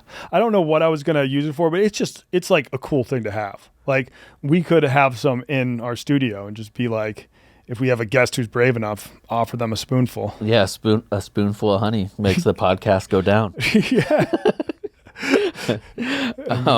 My favorite drug story from you in New York. I told this story before on the pod? Maybe on another pod. I don't know. Yeah. So you came in. I had flown in from Colorado right after they had legalized weed. Yeah. And so you had put it on your desk, but I think to like cover it, you put it in regular gummy bear packet. Yeah, probably because I was about to hop on a flight or something. And And so I went by your desk and I was like, oh, gummy bear. He won't mind if I take two. Yeah. And I wasn't a weed guy at the time. In fact, I hadn't done weed in probably 12 years, like before I joined the Marine Corps. Wow. And so I took, I think, 20 milligrams. And after it, about halfway, about 30 minutes, I was like, I don't think that's real. And I went over and smelled the gummy bears, and you could smell like the weed in it. And I was like, fuck. And I was about to go downstairs to do an interview with Large for a 9/11 episode. Oh. So it was talking about his story, which he mentioned in I think our podcast with him, that his wife's like basically whole family passed away in 9/11. Yeah. They were in the World Trade Center. I sit down to do the interview. Me, Cons, and Kate are in there as well. And I go, so, 9/11. And I start cracking the fuck up because I know that I was so high. And I told Lars before that I had taken weed gummies and I'm not used to weed at all. And so his face, like he smiles really big. I look at Kate and Cons. I'm like, I can't fucking do this. So I went back to the hotel, just laid down and had the spins for like 3 hours. And they just did the rest of the They episode? did the podcast. I wasn't on there. Yeah. Well, the funny thing is that now I would say you are a weed guy. So, like, am I the reason you're a weed guy now? Like, that experience got you back into it? No, they actually legalized it for veterans with PTSD in Texas. Okay. But you could only do like 2.5, 5 milligrams. But after that, I went, and now I'm like, we should do high history.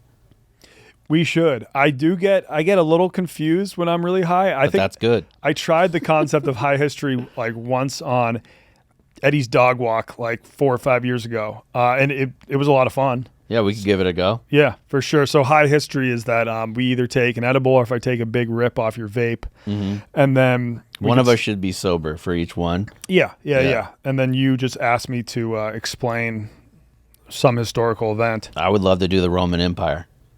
I mean, that's a very broad topic. Even better because you'll be hopping around all over the place. Okay, It'll be good. for sure. Yeah, And if comment I if ask you think. Let us know if you think we should do a segment of high history. And that would be fun for me if I'm completely sober, you're really high, and I'm just like constantly fact checking you.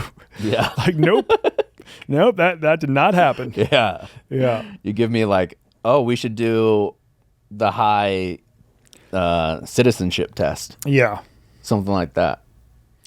Oh, the high. Oh, yeah. Do like I have the no citizen- idea. I have no idea what is on a U.S. citizenship test. You But could pass it easy. yeah, okay. I'd like to do it because they want you to know like a fair amount about the history of the U.S.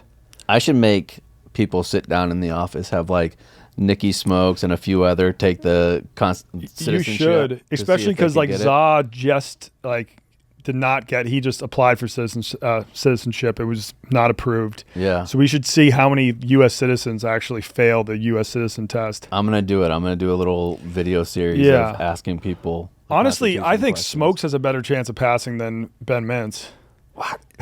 Nikki Smokes, I love him. I think he's hilarious. He fits in great. It's mind-blowing that he has a degree from the University of Florida. That's a tough school, objectively. I mean, maybe by Florida standards, it's no Tufts. Definitely no joking. Tufts, but it's a top It 15 is? university in the United Okay. States, like as far as public. I can say this now because our producer Goldfinger is not here at the moment, but I don't know if he could pass a U.S. citizens test. I mean, he didn't know what the largest ocean in the world was.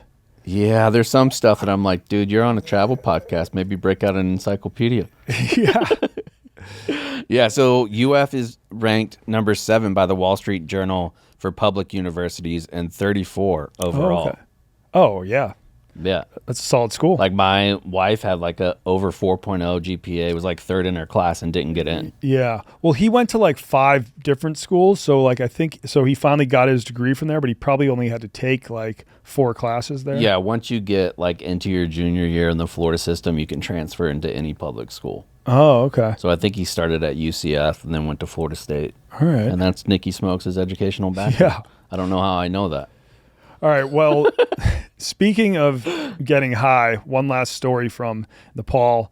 As I mentioned, the streets there are insane, just jam-packed of all sorts of motorbikes and bikes. And everyone I talked to was like, whatever you do, do not rent a motorbike. And I was like, I don't know. It looks kind of fun. So that's what we did. We found a guy that was willing to rent us a bike for a day because there was this temple. It's kind of like this ancient walled city that has all these temples inside of it. That was about a 45-minute to an hour motorbike ride from Kathmandu that we would love to see. And I was like, it'd be so much cooler and like make a better vlog if we motorbike there instead of just trying to find a taxi. See, I want to do that in northern India. I want to go through like the jungles and all that. Okay. Well, we were kind of in North India in Nepal, but you're not finding any jungles around Kathmandu unless you go like way outside. Yeah, that's what I want to do. Like super rural area. Like that book that I told you about, Shantaram. Yeah. A lot of it takes place there and it just seems so interesting. Okay. I thought Shantaram takes place in the slums of Mumbai. Both. It's all over the place. There's even parts that are in like Afghanistan and some parts of Russia. All it's right, like nice. a big sweeping like epic that's over 1,000 pages. Oh, okay. So it's huge. And you read the whole thing? Yeah. All right, let's go. Twice. Yeah. I'll put that on the list. So we ride our bikes out there, and it was like I had Michelangelo just kind of like he had the directions up on Google Maps, so I could just focus on the road. I wasn't trying to drive and looking down at my phone. And we crushed it. I was dialed in. And then we arrive at this cool city, very old, and we're walking around. One thing I noticed in Nepal is that a lot of the temples would like have a bar inside them. Like we were in this very fancy temple complex, and then they were like, go up these stairs for our rooftop bar and cafe. And so we go up to the bar, we drink about 2 to 3 beers, and then we smoked a fair amount of weed. Really? Yeah. We were able to find some out there. It was more like hash. And then, like an hour later, I'm like, all right, it's time to bike back. And so at this point, I'm pretty high. But that's good because you don't get sore nearly as much. Sore? Mm-hmm. Yeah, I think that's good. No, I think I would probably suggest if you're there just to only bike sober. But it ended up Great being, advice. It was like an insanely chaotic ride back, and we filmed the whole thing. There's like cows on the road. At one point you go by the airport, so there's like helicopters and planes. But it was so much fun. I felt like I was in a video game of sorts because we started the ride in this ancient walled city, and then you go over a bridge, leave the walled city, then you're on like a highway. Then we took these back roads around the airport. It was like a real life video game to me. And I think if you watch that vlog, you'll get that vibe too, because that's kind of the way I edited it too. Nice. Yeah, so a lot of fun. I did make it into the countryside our last day in the country. We did not take a motorbike. We hired a cab to take us maybe 2 hours outside of Kathmandu to this city or town. I forget what it's called, but it's up in the hills, and that's where I got to actually like walk through some like woods. I would call it more of like a forest there, because when I think of a jungle, I think of like a much more tropical climate. And dense. Yeah, but beautiful woods, and we just followed directions to this waterfall I had read about online, posted up there, had these like natural hippo mode pools, and then a group of like 10-year-olds showed up, and they were surprised to see a couple Americans in their swimming hole. I think it was like a Friday. They had just gotten out of school. So then they come in, they're swimming with us. I was smoking a cig myself, and they asked to use my lighter. I was like, oh, yeah, sure, I guess. And then they like each broke out a pack of cigs. And There's not enough 10-year-olds in America that smoke. No. And they were just cranking cigs. One of them took my sunglasses, threw them on, and was like, Johnny Sins, I'm Johnny Sins. And like, What? I was like, oh my God, you guys know about Johnny Sins? You're smoking cigs? They were pretty cool 10-year-olds. Very cool. Yeah. It sound like California teens. Yeah. And I'll have to admit, we had also taken acid that day. Yeah. But I love how like 3 pods ago you're like, I don't want to talk about drugs all the time. But that was such a fun day. Like I have to just say it. Like it was probably one of my better experiences. Really? Doing a little bit of acid. Not like best experiences in life overall, but one of my better acid trips. that was a high trip for you. You did weed at the top. Yeah, You did a little yeah. mad honey. Yes. And then some acid. Oh yeah. And the beech nut stuff. The beetle nuts was in Beetle nuts. Taiwan. Oh. Yeah, that was like Taiwan maybe 4 years prior. I don't think I saw any in Nepal, but yeah. We should do a beetle nut pod. We should. And we should actually try to find some, because that'd be a great vid. That's what I mean, yeah. Yeah. Because in Taiwan, it's like their national drug. And it seems like every truck driver there just has a red mouth from constantly chewing the betel nuts. That'd be a good getting cultured. Where we just Yeah. explain it. Uh-huh. Yeah, because we don't need a guest on every episode of No. Getting Cultured. It could just be us explaining some like weird cultural phenomena. But that day was great. And then after hanging out at the waterfall, we make our way back. We find this little like hillside bar, post up. And that night we went to, it was like a hostel guest house. And I think it was called Hostel at the End of the World, which is a very cool name. And I think it's a hotspot for Nepalese college kids, young adults. So like everybody arrives at this hostel and they have all these separate little huts that you can rent, and hung out with some guys that were playing guitar that we had actually met earlier, just like hiking through the forest on the road. And like they played some songs for me on the guitar. Then there was some like hippie-esque. Would they play like Wonderwall? I'll have to bring up the vlog. I do have all of this on tape, so we'll have Goldfinger throwing some shots. Bro,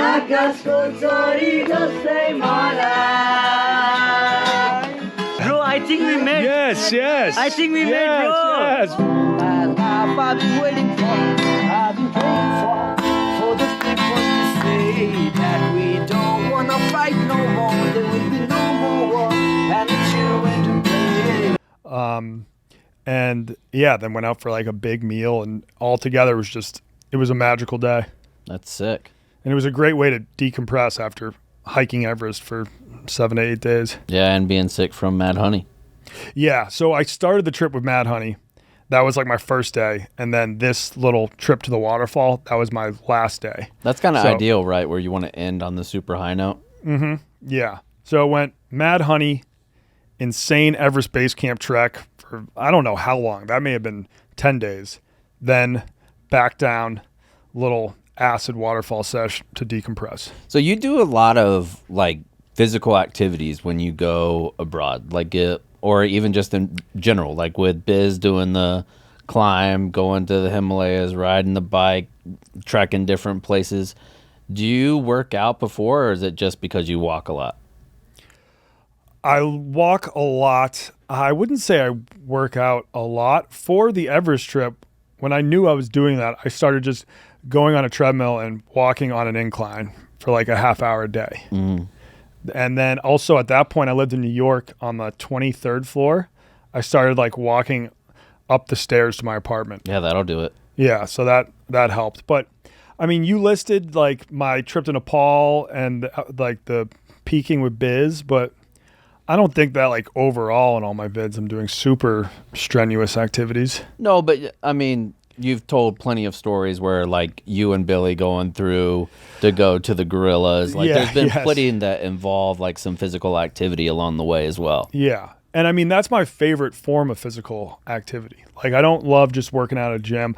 I don't like play a lot of pickup basketball on the weekends or something like that. But I agree. When I got fat, when I first started really working here, I went from like all muscle to chubby pretty quickly.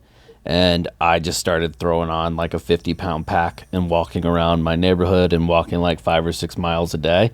And that makes you drop so much weight. If you throw on 30 pounds and you walk for like 4 miles, you're going to burn like 1,500 calories. That's great. I mean, I do a lot of walking, never with a weighted pack, but I should start doing that because that's like, it doesn't feel like work to me. It's just no, like, it's not as it can be bad. I enjoyable. mean, you will be tired as shit when you're done, like super sweaty back and all that. Yeah. But I feel like it's most return on investment for the little amount of work. I think that's a lot of people are like, oh, I mean, I want to lose weight, but I don't want to like sign up for a gym. And it's like, dude, just start walking. Have a Find time better to diet walk. and walk. Like, say if you pull up the Uber app and you're like, okay, I could call an Uber, or this is a 30-minute walk. Just leave yourself more time and do a half-hour walk to wherever you're going. Okay. Before we get to getting cultured, can I tell you about a book I'm reading? Sure. It's related to a little bit of travel. So it takes place in Japan. It's called The Wind-Up Chronicles. It was a Pulitzer Prize-winning book. I can't pronounce the guy's name. I don't remember it off the top of my head. But it is unbelievably good. I think that you would like it. It goes into some history of Japan, but it's primarily focused on like the different relationships within a family. One dude, his like wife is super cruel, and they it's first person narrative, which I really enjoy. But then when something happens, they turn to this story of a guy that was involved in the Russian-Japan war and in the China-Japan war and the Chinese-Russian war. So he was involved in all those different things. He spent 12 months in a Siberian prison camp. But when it talks about his story, it comes in the form of a letter, so it switches back to first-person narrative, but just with that guy's voice. Okay. I was reading it last night, legit cried. It's so moving of a story that I can't recommend it enough. The Wind-Up Bird Chronicles. Wow. So it's all about this one guy, and then he had fought in 3 different wars? It's about 4 or 5 different characters, and that guy is just a supplementary character. Oh, right. But there's several of those along the way, and it is if you like Giulio's story about the guy in Nepal that could heal people, there's elements of that as well, a little bit of surrealism, but it's a fantastic book. And is that the time period it takes place? Kind of I think the Russia-Japan war was pre-World War I? I think it takes place in the late 70s, early 80s. I think the book was published in 1985 or something like that, and it was a Pulitzer Prize winner. Oh, right. Which is one of the first Japanese fiction books to get that. Okay. It was great. All right, the Wind-Up Chronicles. Yep, Wind-Up Bird Chronicles. The Wind-Up Bird Chronicles. Couldn't recommend it enough. All right, well, first I promised you I'd read one prologue of the Stormlight Chronicles. So. How'd that go? Oh, well, I haven't done that, so I can't I gotta choose one. What do you think I should read first, the Wind-Up Chronicles or Stormlight? Ooh, I would say Wind-Up Chronicles, because if you don't and you really like the Stormlight archives, you'll be in that world for 2.5, 3 months, depending on how much you read. They're all 1,200 page books, but what you said about did I finish it? Book hack. If you want to read a long book, do it on a Kindle, because it's not as overwhelming. Yeah, I only read on Kindle. Me too. Because for some reason I kept on losing books. Mm-hmm. I would lose a lot of books, and I haven't been losing the Kindle as much. And I like to shift back and forth from audiobook to regular, and doing it on a Kindle, you could just listen to a word or phrase that sounds unique, type that in, search it, and then go straight to that spot. All right. Nice. Yeah. Well, all right, let's do a little Getting Cultured. Let's do it. Today's episode of Drop a Pin is brought to you by our friends at DraftKings. The NBA Finals are here. This is your last chance to bet on the NBA until next season. And DraftKings Sportsbook, an official sports betting partner of the NBA, is pulling out all the stops to make this Finals to remember. One team will be crowned the champ and others will be lost to history. Who do you got winning it all? Put your hoops expertise to the test. All season long, DraftKings has been the go-to spot for NBA player props, and that doesn't stop now. Who's going to carry their team to the chip? Try placing a bet on your personal MVP to drop 30, 40, or over 50. Ready to place your first bet? Download the DraftKings Sportsbook app now. Lock in your bets and finish the season as a winner. Here's something special for first-timers. New DraftKings customers, bet $5 to get $300 in bonus bets if your bet wins. Don't miss your last chance to bet on the NBA this season. Download the DraftKings Sportsbook app and use the code DROP, D-R-O-P. That's code DROP, D-R-O-P for new customers to get $300 in bonus bets if your bet wins. When you bet $5 only on DraftKings, the crown is yours. All right. I think by the time this episode comes out, we'll know if the Knicks are going to the chip or not. Do you think they will? No. No? Yeah, I don't know. I think it's about to be the lowest watch finals in the history of the NBA. Yeah. Pacers Thunder? Yeah. That's not exactly the way you draw it up. But hey, if you're not invested in those teams, place some bets and you'll be locked in. Yeah. Let's get back to the pot. All right, welcome back to Getting Culture. Today is presented to you by our good friends at Hey Dudes. What's the best shoes if you're just going through the airport, going through GSA, or you're going out? I use it all the time when I'm just going to go run over to my neighbor's house real quick. If I need to bring them some milk and sugar, I just throw them on and I'm ready to go. Hey Dudes are the best shoes. You can get them at heydude.com. Today on Getting Culture, we have our good friend, Barstool Outdoor star, Sydney Wells. Woo! The And people also- are going crazy. World traveler, Sydney Wells. She's gone hunting in Argentina. She's been to New Zealand, and she's been to South Africa. Now, New Zealand, Argentina, 2 spots I've never been. High on my bucket list. I'm shocked by that. They're a beautiful country. Love it. I mean, if you're looking for outdoors, those 2 countries have some of the best outdoors in the world, would you say? Yeah, honestly, New Zealand's really well known for their trout. They have giant trout. I think their record's like 41 pounds, I believe. Wow. For rainbow. And then Argentina has world-class dove hunting, pigeons, red stag, a variety of things you can do. Red down Stag's there. one of my favorite whiskeys. Nice. Yeah. Those countries also just have beautiful mountains if you're not trying to kill anything. Yes, hiking, just a lot to do down there. So what question do you have for us today? Okay, this is a good question, I think. So, if you had to uproot your life and move somewhere other than North America, where would you go and why? Okay, I've got a couple possibilities. Climate-wise, I would say Medellin, Colombia. It's like they call it the city of eternal spring because it's just like springtime weather year-round. But I feel like I could also get wrapped up in some shady dealings down there too and maybe get myself killed. Last year, I read just like a random American was just like shot on the street for no apparent reason. So, it's a little sketchy. So I don't know if I would want to uproot my life, but it's a similar time zone as we are right now and beautiful weather. So wouldn't be a bad place to live.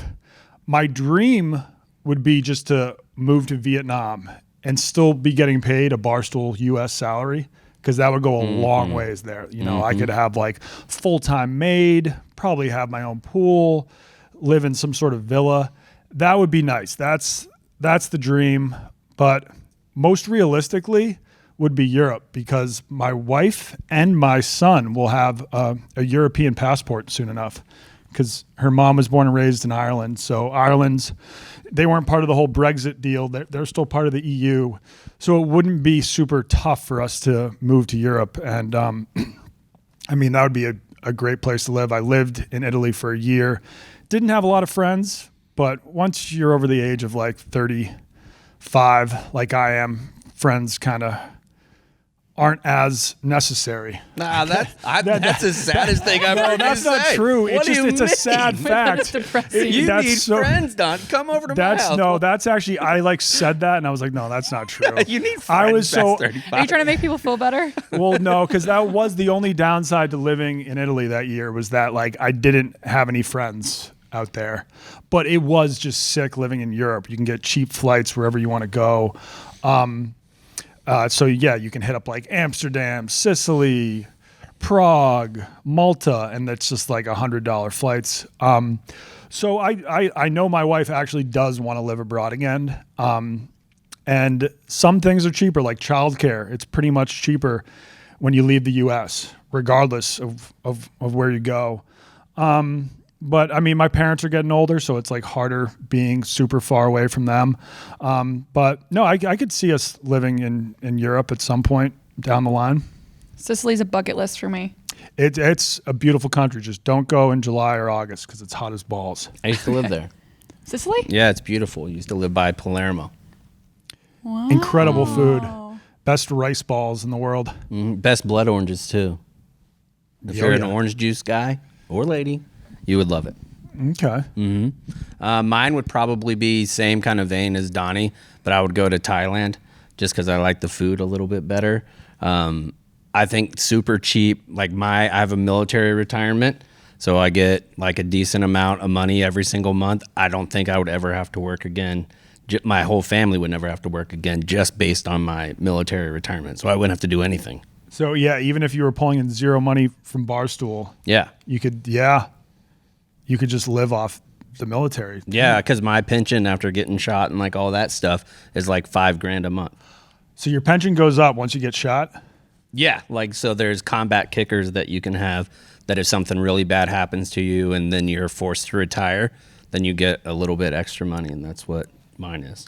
Have you ever met someone in the military who's like, you can tell they're kind of trying to get shot Get that Not combat get kicker? shot, no. But there's people that trying to scam the VA, sure, when they come back. But no, like nobody's going out of a vehicle like with the arm out or something. I Okay, thought about nice. it. It'd be sweet.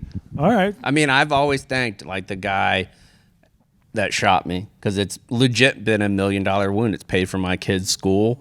Like, so I don't have to pay property taxes in Illinois, which is enormous. It's What? like 19 grand on my house a year that I don't have to pay. I say especially in Chicago, Mm-hmm. Chicagoland area. Wow. Huge Benny. Dude, So I that's don't think I great. would leave. Listen, I think we focus on the cons of getting shot too Yeah. much, like lifelong diarrhea, True. PTSD. No, I'm good on that Okay, all right, nice. now. Used to not be. Okay, So, well, but the other one that I had would be the Netherlands. Like I know that like Northern Europe is kind of frowned upon because of the taxes. But one thing that I've learned by living in Chicago is that when it's high taxes, you do get a lot. Like the library systems are great, the park system is great, the schools are great, and it's the same thing in Netherlands, just in spades. yeah, and What they're is- like, What's the weather like in Netherlands? Cold, but it's nice in the summer. So I guess you have, they typically say you have 4 months a year of beautiful weather. Like think of tulips, those huge tulips fields and everything like that. And then for 8 months, it's kind of like Chicago, a little bit dreary. yeah, I would say overall probably not as cold as Chicago though. Yeah. And beautiful bike lanes. They like, I think they probably have the most people that commute to work via bike in the world. They have the highest per capita bike ownership. It's typically per family 7. Okay, that Oh my seems God. like they're overdoing it on the bike. Every year they take these huge magnets like PFT did magnet fishing, which me and Donnie still want to do. We should do Barstool outdoor magnet fishing. I don't even know what that is. Like you just put a big magnet on a rope and throw it into the water of like a public spot, Like and you the just Chicago see what River. it pulls up. So they do that with We huge. should do it in the Chicago River. Yeah, PFT has one, so yeah. yeah. If we you should ever want definitely to do film that. of It'd be it, super fun. Just But they'll ask 'em. do these boats, like the house yachts will go by, and they have huge magnets on the bottom. And whenever they drag them, the piles of bikes look like a mountain, oh wow, all rusted to shit. Yeah, that would be like the lifts or whatever they're called, the little motorized scooters in Chicago. Yeah, that Oh, would. those get tossed in the river a lot. Yeah, they will be lifted like crazy. Yeah. Yeah, you see those videos of just like frat bros in a college town just like tossing them off of a bridge, blackout drunk. I don't really see the appeal. I'm sure Goldfinger, our producer, was tossing fucking scooters off the bridge when he was in college. A little rapscallion. But yeah, great answers. Chaps, I do know an Irish dude who moved to Thailand and was saved up $100,000 and then built his mom like a beautiful villa in Thailand and moved his mom out there too. Beautiful. Yeah. You guys make me want to travel more. I haven't traveled enough. Yeah, but I mean, you've traveled probably more than half the company. At Yeah, least, yeah. I traveled Yeah. a lot, but you guys have, I see, mainly for like outdoors content, not more so just seeing the culture. Yeah, but you've seen a lot of like the countryside that I haven't, for sure. Like going out on different lakes, you're experiencing culture in a big way. Yeah, like, I get- because that's how most people live, like Especially, in those areas. I guess in Argentina, our guide is, her name's Sheena. She's the only female guide in Argentina that we know about. But the bird boys, they will collect the doves and they'll take the doves home for food. And a lot of the people, are poor on the countryside too, and they really heavily rely on tourism and their tips that they get at the end of the day too. But it's very interesting. Argentina's, especially the countryside. Well, I think we should have you on for a full episode of Drop a Pin where we could talk about Argentina and maybe a little New Zealand too. Absolutely. Those are my 2 favorite places that All right. I've been to. Let us know next time you're in the office and we'll put it on the schedule. Okay, sounds good. All right. Thanks, Sydney. Thank you.